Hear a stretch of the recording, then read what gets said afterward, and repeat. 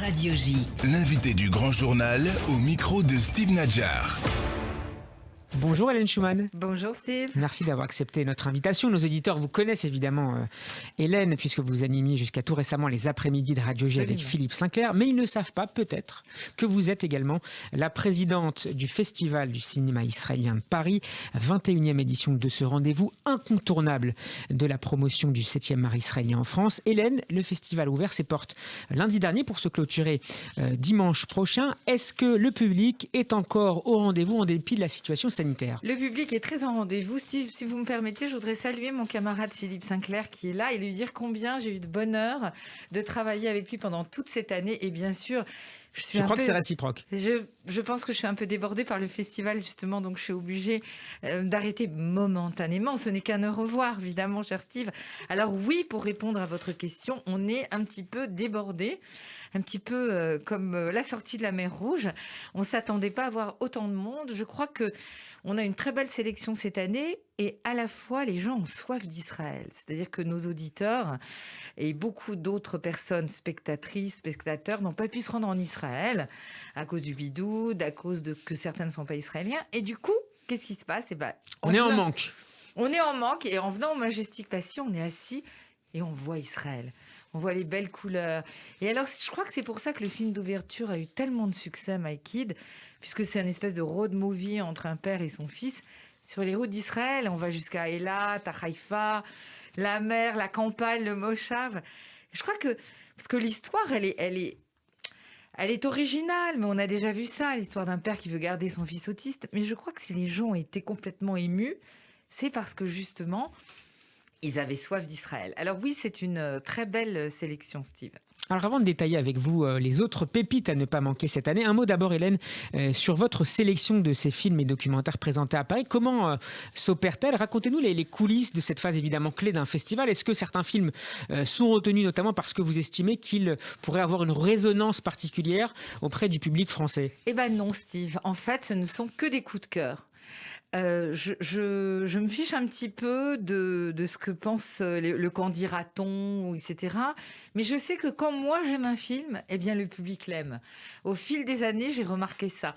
Donc, alors je fais mon marché à Jérusalem et à Haïfa. Cette année, c'était un peu difficile, mais j'avais gardé des films de l'année où on a été annulé à cause du Covid et je les ai projetés là. Et sinon, je regarde, j'ai des soumissions. Les cinéastes m'envoient des films.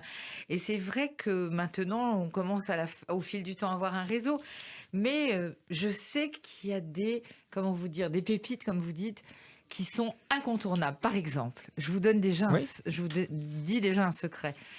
On va faire la prochaine édition en mars parce qu'on veut retomber sur nos pattes et le refaire en mars. Octobre, avec les fêtes, les vacances, etc., c'est un peu compliqué. Eh bien, je peux vous dire que Avi Necher, qui va avoir un film et qui veut que le fasse en ouverture, c'est banco, parce qu'Avi Necher, c'est une valeur sûre. Ah, la casse et tous les grands classiques, et les gens adorent. C'est un cinéma pur.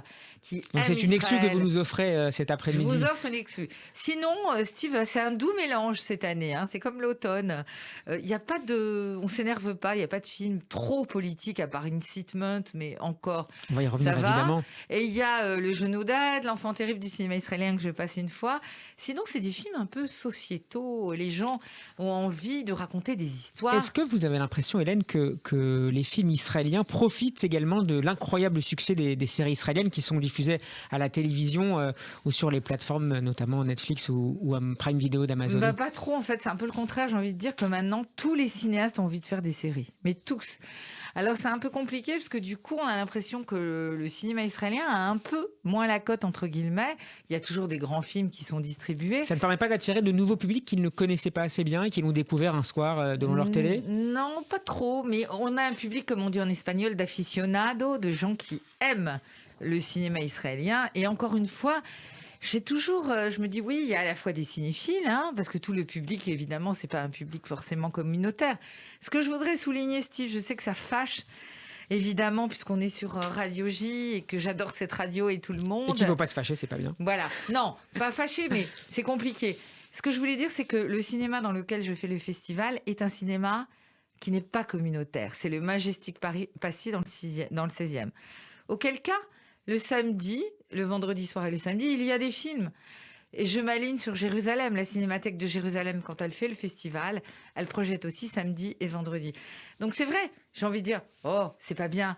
Mais n'étant pas un festival communautaire, je me dis, bah voilà, c'est le moment peut-être d'attirer des gens, peut-être des gens, des Français, enfin on est des Français, mais vous voyez ce que je veux dire, des gens qui ne sont pas juifs, voilà, et qui découvrent un cinéma, parce qu'après tout, le cinéma israélien, ça s'adresse à tout le monde.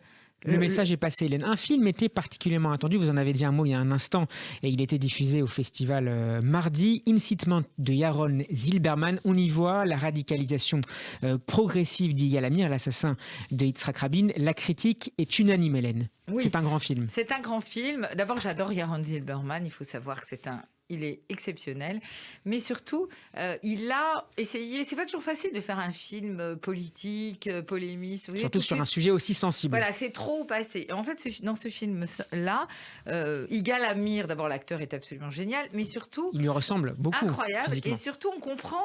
C'est très bien expliqué. C'est presque un film qu'on devrait montrer dans les écoles.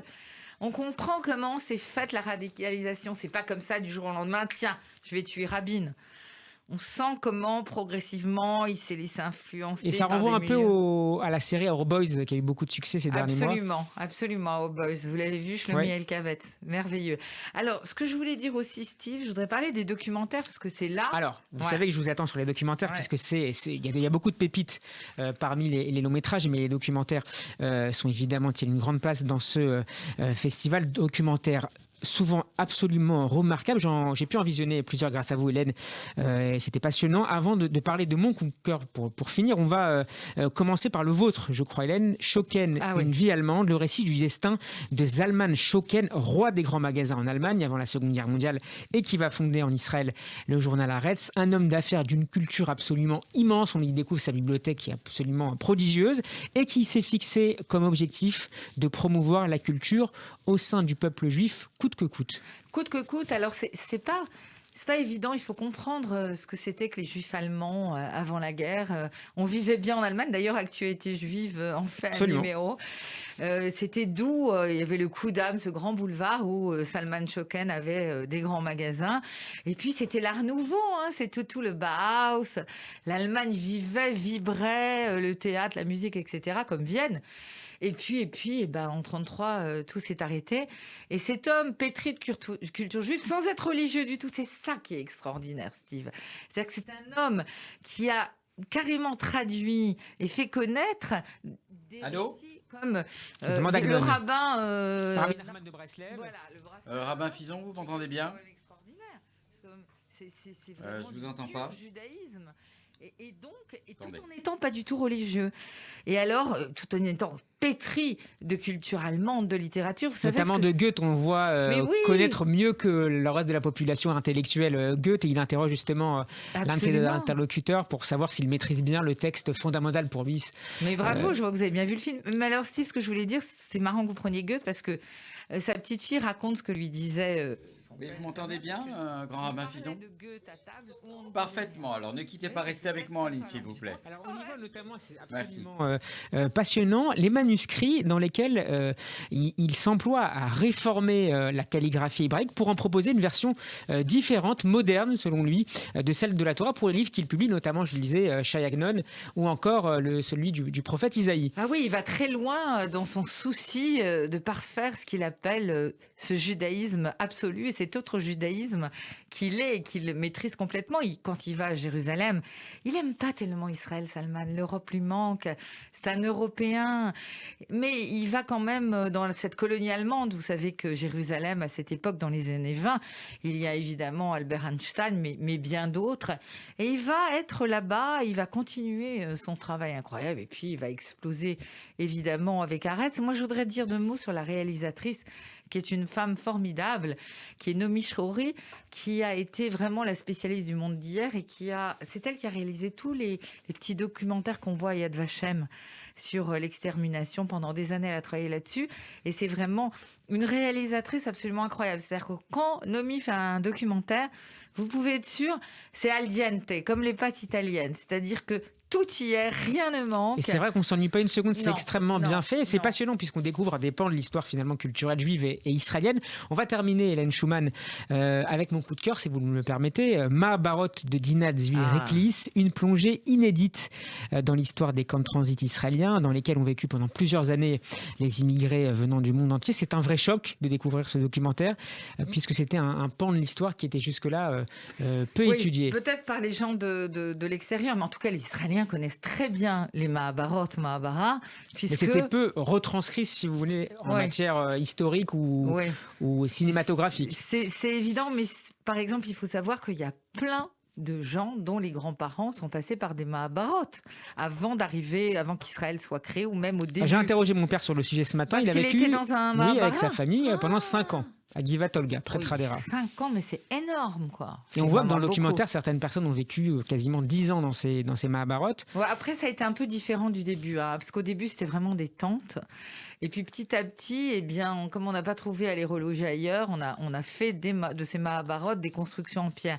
Mais il faut savoir, Steve, que certaines personnes très connues comme Mike Brandt, né Moshe Brandt, a vécu 2 ans dans un Mahabharah et qu'il vient de là. Et tous ces problèmes, on pense, puisqu'il vient de 2 parents survivants de la Shoah, viennent probablement de là. En tout cas, lui, il a passé 2 ans dans un Mahabharah.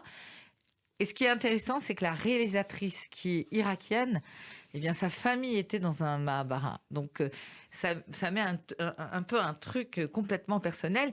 Et c'est vrai que c'est terrible, quoi, la condition des gens. Et ça s'adresse pas qu'aux séfarades, parce qu'on voit que... Donc, il y a des Polonais, qu'il y a des peu, Roumains... Très peu. Mais en tout cas, il témoigne dans le film. Merci beaucoup, Hélène Schumann. Peut-être un dernier mot pratique. Le festival est ouvert jusqu'à dimanche. Et vous aviez un mot, lundi, je crois, jusqu'à lundi, pardon. Et vous aviez j'invite tous mes auditeurs à venir quand même à la cérémonie de clôture. Parce qu'il y a le film Raymond El Bidouya, qui est une grande chanteuse arabo-andalouse, qui est la mère de Yaela Bekassis, cette star, et elles viennent toutes les deux. Et à mon avis, Steve, ça va être extraordinaire parce qu'elle va chanter. Elle va chanter, c'est sûr. Raymond El Bidouya.